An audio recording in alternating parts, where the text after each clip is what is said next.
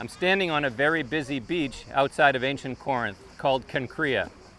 The reason I wanted to take you here is that Cenchria is mentioned very briefly in the book of Acts, but I think it has some significance for all of us. You see, in Acts 18:18, it says that Paul is on his way out of Corinth from this port. Paul stayed on for some time, and then it says before he sailed, he had his hair cut off at Cenchria because of a vow he had taken. Paul was on his way back to Jerusalem, and Paul was keeping a vow he made before he went back to the temple.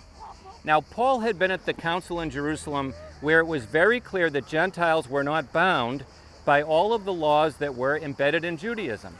However, Paul was an observant Jew, and Paul's ministry schedule was often impacted by the holy day schedule back in Jerusalem. For example, Paul talks about getting back before Pentecost. Paul talks about the Feast of Unleavened Bread. And here he is, leaving Cenchria, having taken a vow that required shaving his head.